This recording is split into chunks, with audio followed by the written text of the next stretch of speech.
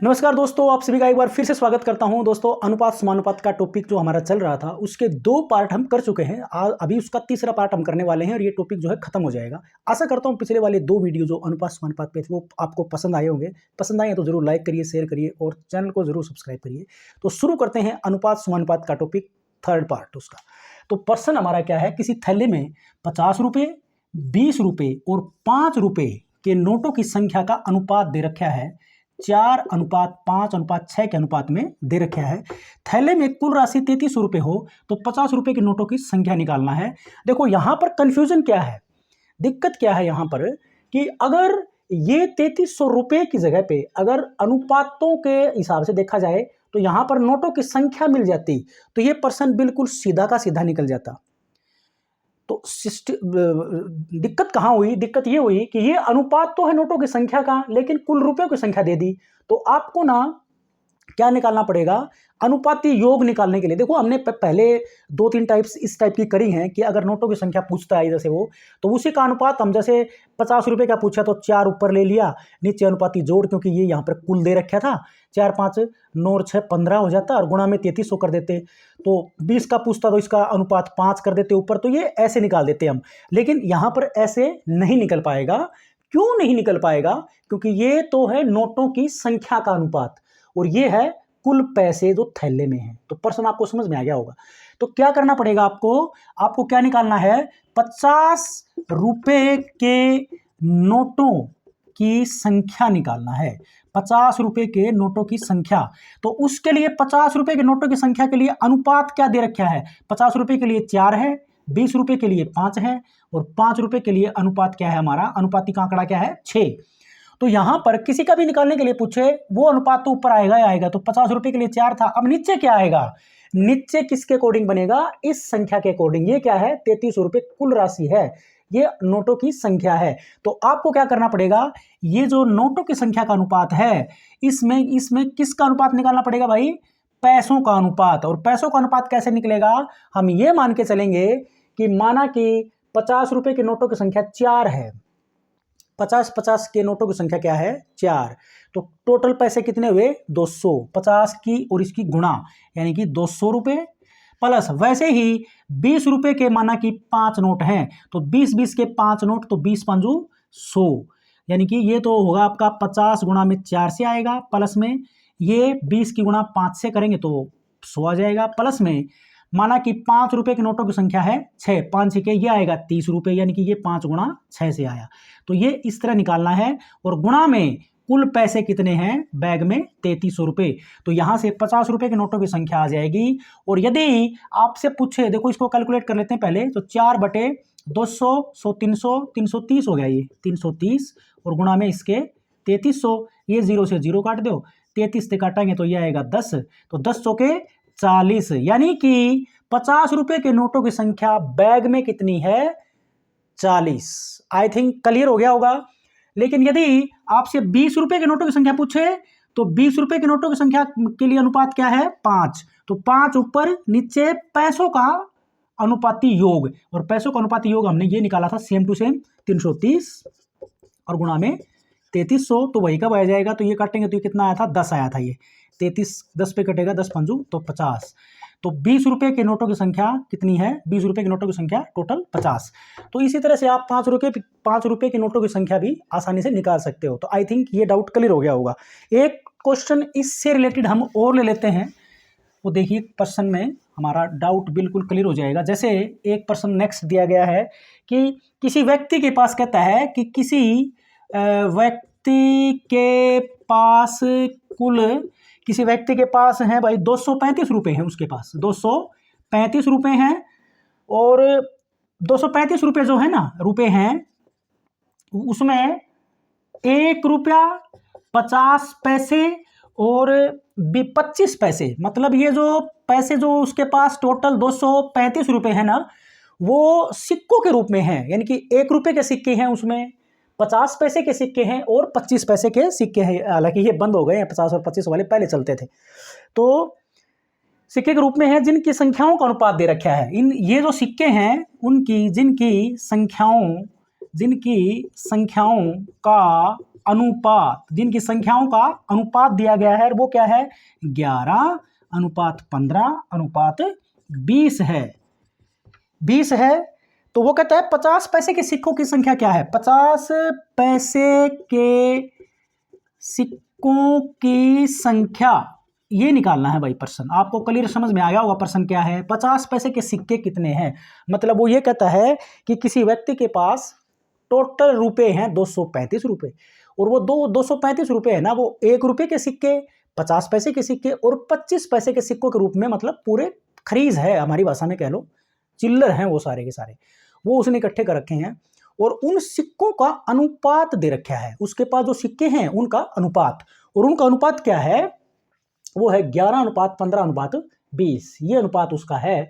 तो वो कहता है कि 50 पैसे के सिक्कों की संख्या क्या है, तो वही का वही है, क्योंकि ये तो अनुपात है सिक्कों की संख्या का, लेकिन उसके पास, हमारे पास जो आंकड़ा है पैसों का वो कुल टोटल रुपयों का है, तो आपको ये अनुपात का क्या निकालना पड़ेगा, रुपयों का अनुपात निकालना पड़ेगा, और ये मानना पड़ेगा कि माना कि 1 रुपए के सिक्के 11 हैं, तो देखो आपको 50 पैसे के सिक्के निकालना है, तो 50 पैसे के लिए अनुपात क्या है हमारे पास, 15, तो 15 तो ऊपर देखो आएगा ही आएगा। तो हमारा सवाल क्या है, 50 पैसे के सिक्कों, 50 पैसे के सिक्कों की संख्या ये निकालना है आपको। तो ये क्या होगा, और इसके लिए 50 पैसे के लिए अनुपात क्या है, 15, नीचे आएगा अनुपाती जोड़। अनुपाती जोड़ किसका आएगा, रुपयों की मतलब रुपयों का जो अनुपात है उसका अनुपाती जोड़ आएगा। और रुपये कैसे निकालेंगे, देखिए अब 1 रुपये के 11 सिक्के मान के चलेंगे, 50 पैसे के 15 और 25 पैसे के हम 20 सिक्के मान के चलेंगे, तो रुपयों का यो अनुपाती जोड़ निकालेंगे, तो वो किसके बराबर आएगा। अब 1 रुपये के अगर 11 सिक्के होंगे तो टोटल अमाउंट 11 रुपये बनेगी, प्लस अगर 50 पैसे के 15 सिक्के हुए, 50 पैसे के 15 सिक्के हुए तो 7.5 रुपये बनेंगे, क्योंकि 1 रुपये में 2 50 पैसे होते हैं ना, 2 सिक्के होते हैं 50 पैसे के, तो 15 सिक्के अगर हम मानने के चलें 50 पैसे के, तो 15 सिक्के का मतलब 15/2, 15/2, तो यानी कि 7.5 रुपये, 7.5 लिख दूं, वैसे दम आई थिंक क्लियर हो गया होगा। और वैसे ही यदि 25 पैसे के सिक्के हम 20 मान के चलें, तो 1 रुपये में 4 सिक्के होते हैं, 25 4 आने बोलते हैं ना जिसको, 25 पैसे 1 रुपये में 4 होते हैं, तो इसका 20 को 4 से भाग कर दो, कितने बन गए, 5 रुपये, 5 रुपये, 4 5 20 होते हैं ना, तो 5 रुपये और गुणा में कुल अमाउंट, यही तरीका था हमारा निकालने का। तो 15 तो ऊपर यूं का यूं, ये 15 यूं ऊपर यूं का यूं बटे इनका अनुपाती जोड़ ज्ञात करिए आप, 11 7 18 5 23, 23.5 आ गया भाई, ये 23.5 मतलब 23 रुपये 50 पैसे अगर उसके हिसाब से देखा जाए तो, और गुणा में 235, अगर ये पॉइंट हटाएंगे तो ऊपर जीरो लग गया, 235 से 235 कट गया, तो 150, ये क्या आ गया, 50 पैसे के सिक्कों की संख्या। अगर वो 1 रुपये के सिक्के निकालेगा तो यहां पर 15 की जगह पे 11 आ जाएगा, बाकी सेम रहेगा। और अगर 25 पैसे के सिक्के पूछेगा तो इसके लिए अनुपात क्या है हमारे पास 20, तो ये 20 ऊपर आ जाएगा, बाकी सेम टू सेम रहेगा। तो एक टाइप तो हमारी ये थी। अब हम चलते हैं इसकी सेकंड टाइप।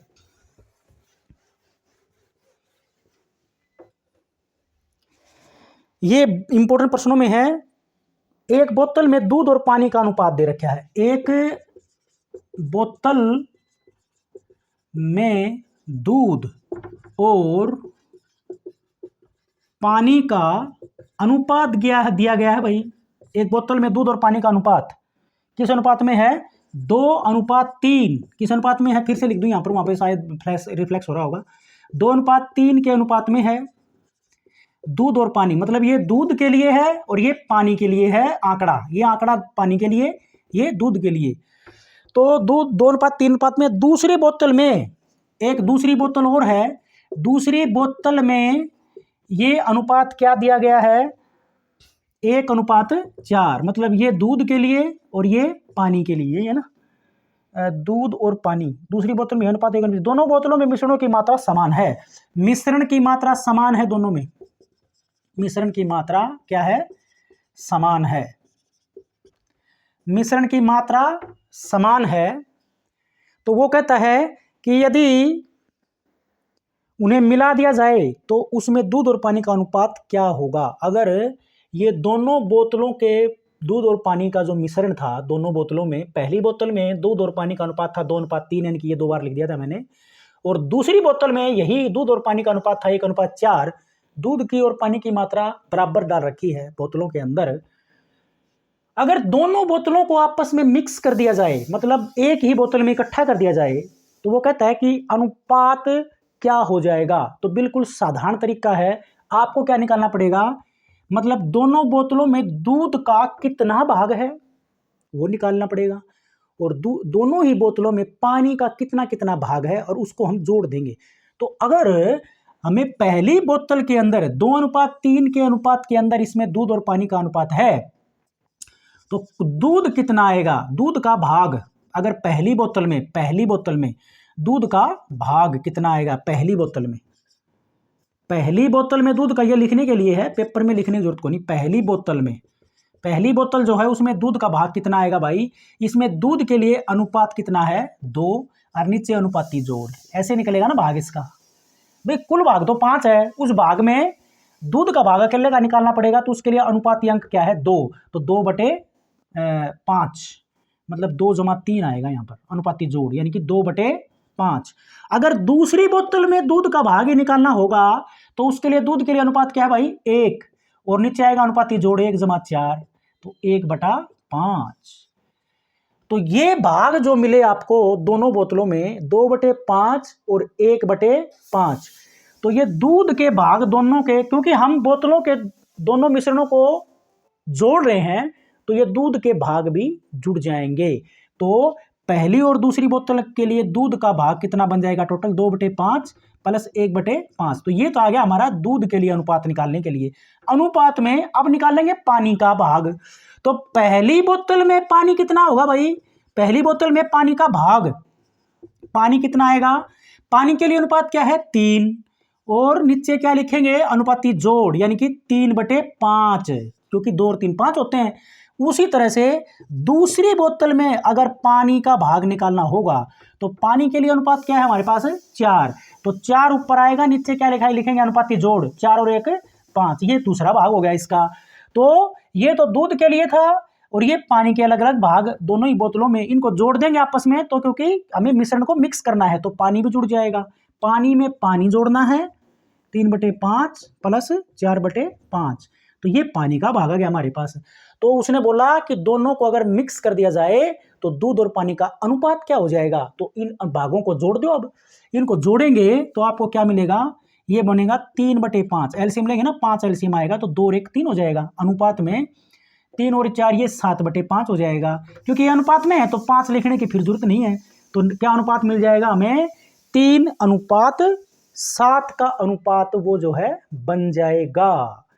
तो चाहो तो मैं एक क्वेश्चन वैसे पढ़ देता हूं, वो कहता है कि ए बी और सी 3 समान धारिता, धारिता वॉल्यूम को कहते हैं, आयतन को, धारिता आयतन का नाम है, वाले बोतलों में समान धारिता, मतलब उनका वॉल्यूम बराबर है, बराबर क्वांटिटी आती है उसमें, मतलब समझ रहे हो, क्वांटिटी बराबर है उनकी, जो उसके अंदर जो क्वांटिटी के में अंदर दूध या कोई भी लिक्विड डालेंगे वो बराबर मात्रा में आएगा। धारिता बराबर का मतलब ये होता है, मतलब अगर तीनों के तीनों धारिता बराबर है तो बोतलों में दूध भी या पानी भी कुछ भी डालोगे वो बराबर आएगा।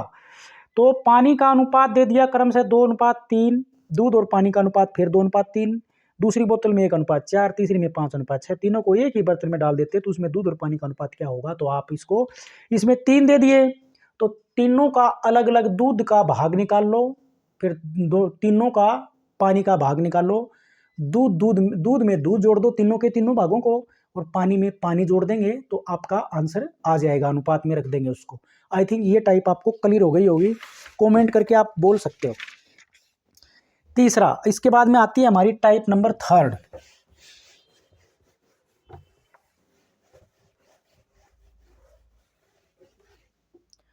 वो कहता है कि किसी कक्षा में लड़के और लड़कियों की संख्या का अनुपात, नई टाइप आ गई, किसी कक्षा में लड़के और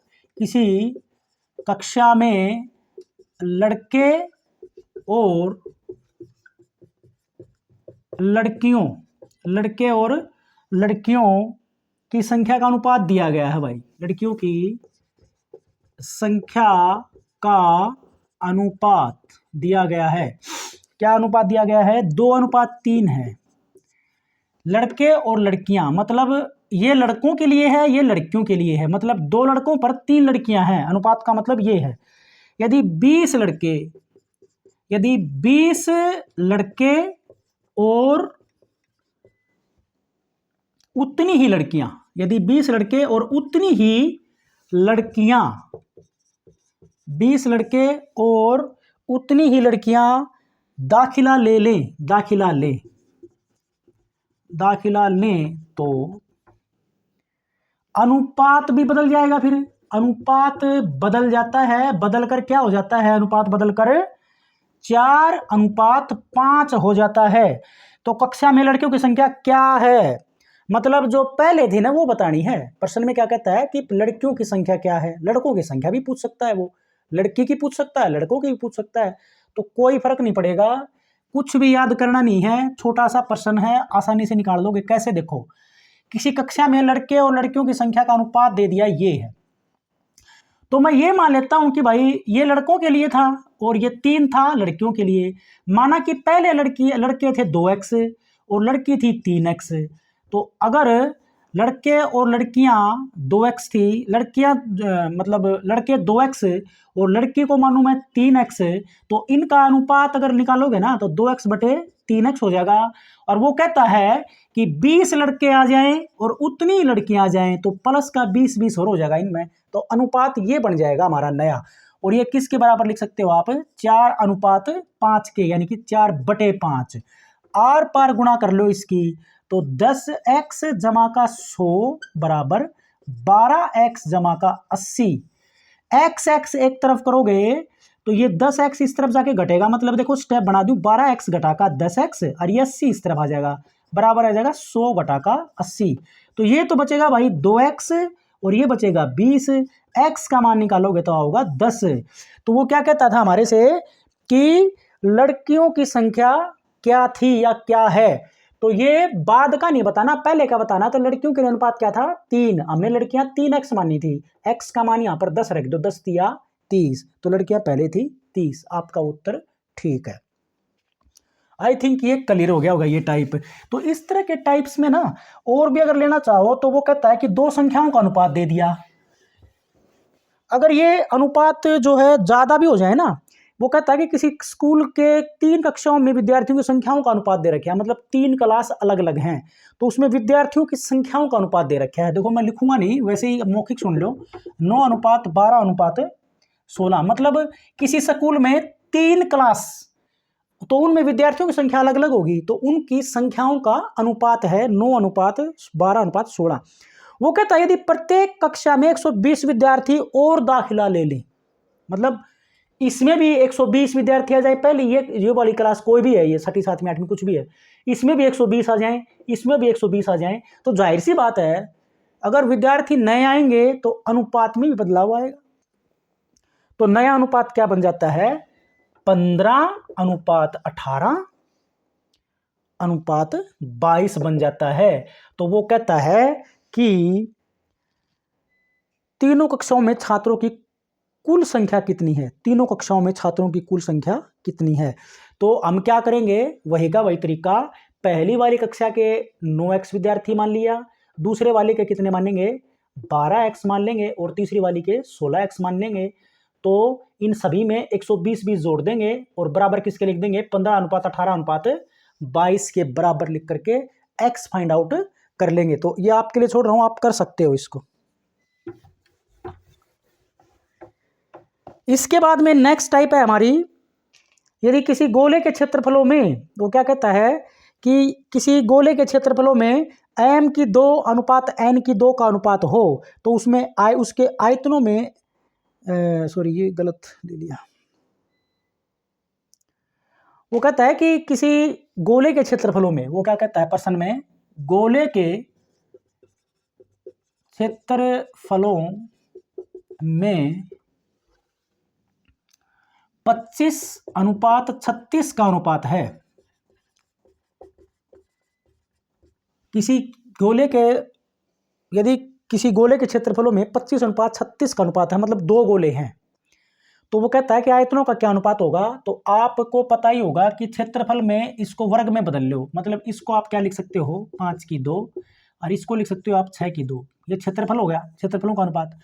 आयतनों में क्या होता है कि घन हो जाएगा, मतलब ये 5 की 3, मतलब इनका जो गोले होते हैं ना, इसमें गोले का आयतन किसके बराबर होता है, 4/3 पाई आर का घन होता है। तो 4/3 पाई को आप भूल जाओ, एक कॉन्स्टेंट क्वांटिटी है, त्रिज्या के ऊपर डिपेंड करता है उसका अनुपात की। अगर हम बात करें, अगर आयतन की बात करें चाहे क्षेत्रफलों की बात करें, तो उसमें जो है केवल और केवल त्रिज्या के ऊपर ही इनका क्षेत्रफल और आयतन जो है डिपेंड करेगा। त्रिज्या बढ़ जाएगी तो क्षेत्रफल और आयतन बढ़ जाएगा, त्रिज्या घट जाएगी तो क्षेत्रफल भी घट जाएगा, आयतन भी घट जाएगा।